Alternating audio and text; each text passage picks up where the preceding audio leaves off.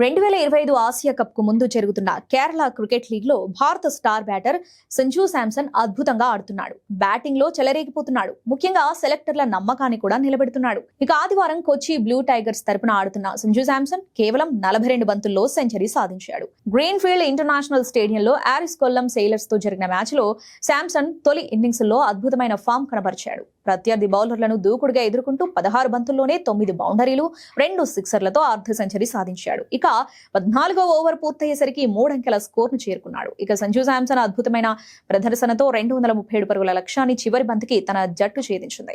ముఖ్యంగా ఈ ఛేదనలో శాంసన్ రెచ్చిపోయి ఆడాడు. ఎవరి మీదో కోపం చూపిస్తున్నట్టు విజృంభించాడు. దీంతో 42 బంతుల్లోనే సెంచరీ సాధించాడు. ఇక ఈ సెంచరీతో శాంసన్ తన బ్యాటింగ్ గురించి కొన్ని హెచ్చరికలు పంపాడు. ఆసియా కప్ స్క్వాడ్ లో మొదటగా తన పేరు ఉంటుందనుకున్న సంజుకి గిల్ వైస్ కెప్టెన్ గా రావడంతో మిడిల్ ఆర్డర్ లో ఆడాల్సి ఉంటుంది. దీంతో ఓపెనర్ గా కాకుండా మిడిల్ ఆర్డర్ బ్యాటింగ్ చేయగలడా అని అందరూ భావిస్తున్నారు. ఈ క్రమంలో గంభీర్ వల్లే గిల్ కు ఛాన్స్ ఇచ్చారని కొన్ని రూమర్లు కూడా చక్కర్లు కొడుతున్నాయి. ఇప్పుడు సంజు సెంచరీతో గంభీర్ కు స్పష్టమైన సందేశం పంపాడని అభిమానులు అంటున్నారు.